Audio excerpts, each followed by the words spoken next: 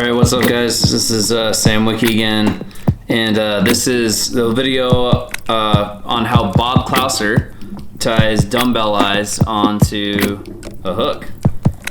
I figured he's tied a lot of these onto hooks, probably as much as anyone, and he had a very concise 4-step process on how to do it that's worked for him, and so I thought I would share just something I picked up watching his tying video. So step 1 here is to build a bump. So build a small bump wherever you want the front of the eyes to be, and the idea is this barbell of the dumbbell eyes, in this case Fly Project squatchy barbells, cannot move forward, so it gives the barbell a nice place to sit. So step 2 is we're gonna lay the barbell right along the shank of the hook with 5 to 6 wraps. He's actually pretty specific.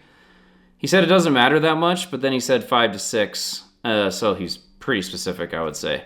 So 5 to 6 tight wraps, and try to get it, this is a pretty big barbell, try to get it right in the middle if you can. It'll help keep it straight on the top of the hook when we push these forward. So step 3 is to roll the barbells up to the top of the hook, and we're going to straighten them out by cross-wrapping the opposite direction that we did in step 2. So we want tight wraps. We don't want this barbell to slide around.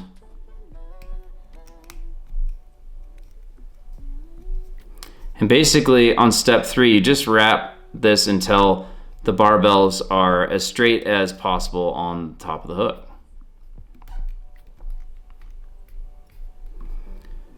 Okay, so that's getting really solid. Step 4 is we're just gonna helicopter the thread. He calls it helicopter, not my words, his words, around the base of the barbell.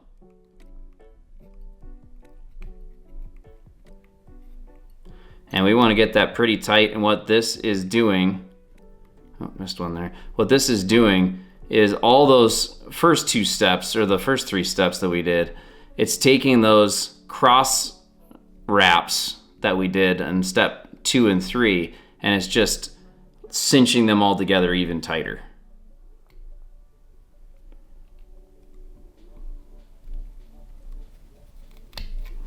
Okay, so now we got that. That is really it. Generally, at that point, you can start tying your pattern. In this case, I would just add that it never hurts to add whatever kind of glue you're using on your fly, whether that's head cement or super glue or epoxy or whatever you're doing. So this is super, super solid.